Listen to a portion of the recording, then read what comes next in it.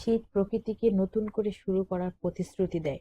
বসন্ত আসার আগে প্রকৃতি শীতের মধ্যে দিয়ে নিজেকে প্রস্তুত করে। নতুনভাবে প্রাণবন্ত হওয়ার জন্য শীত আমাদেরকে আগাম বার্তা দিয়ে যায়। হালকা শীত যেমন করে এক রোমান্টিকতা দিয়ে আসে, তেমনি শীত সিজনটা প্রতিটি মুহূর্তে দেয় আলাদা আলাদা অনুভূতি। হ্যালো এভরিওয়ান, আসসালামু আলাইকুম। সবাই কেমন আছেন? আশা করি সবাই ভালো আছেন। আলহামদুলিল্লাহ, আমিও ভালো আছি। আমার নতুন আরেকটি ব্লগে আপনাদেরকে স্বাগতম। শীত তো প্রায় চলে আসলো। পুজোর ছুটির পর সেই ব্যস্তময় সময় চালু হলো। বাবুর স্কুল, বাজার, খাওয়া দাওয়া সেই একই রুটিন। ঘুম থেকে উঠে সকালের নাস্তা শেষ করে বাবুকে স্কুলে পাঠালাম।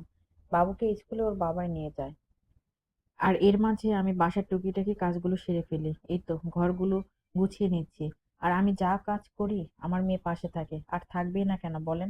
ওর তো খেলার সাথে সঙ্গে নেই। ওর ভাইয়া স্কুলে গেছে। ওরা একসঙ্গে থাকলে যেমন মারামারি খুনসুটি করে, আবার একে অপরকে না দেখলে চিল্লাচিল্লি করে। এই তো আমি রান্নাঘরে চলে আসলাম। আজ আমি রান্না করব ডাল ও ভাজি। ডালের জন্য আমি সব মশলা দিয়ে প্রেসার কুকারে তুলে দিলাম। আর এদিকে রাইস কুকারটা একটু পরিষ্কার করে নেব। রাইস কুকারটা প্রত্যেকদিন পরিষ্কার করতে হয়। আর এই রাইস কুকারটা পরিষ্কার না করলে গন্ধ করে। এই জন্য আমি প্রত্যেকদিন পরিষ্কার করি। আমি ভাত উঠিয়ে দিব। ভাত উঠিয়ে দিয়ে এর মধ্যে পরিমাণ মতো পানি দিব। আর পাশে সবজিগুলো কাটতে বসছি। সবজির মধ্যে আমি আজ রাখছি আলু ও পটল। আমি আলু ও পটল মিক্সড করে ভাজি করব। এদিকে ডালটা আমার সিদ্ধ হয়ে গেছে।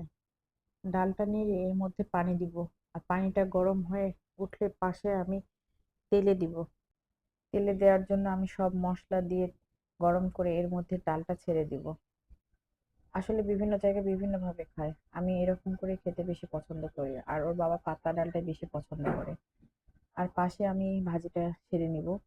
ভাজি করার জন্য আমি এখানে কাঁচামরিচ, পেঁয়াজ সব দিয়ে, রসুন দিয়ে একটু তেল দিব। ভাজিটা প্রথমে আমি হালকা পানি দিয়ে সিদ্ধ করব। আর সিদ্ধ হওয়ার পর পরে একটু ভেজে নেব। এভাবে নরম নরম ভাজি করলে বাবুরা আসলে খেতে পছন্দ করে। আর নরম ভাজিটা আমারও ভালো লাগে। সিদ্ধ হলে এর মধ্যে নেড়ে চেড়ে ভালো করে উঠায় নেব। আর কালকের মাংস ছিল, মাংসটা গরম করে নেব। ওর বাবা অফিসে যাবে, অফিসে খাবারটা দিয়ে দিলাম।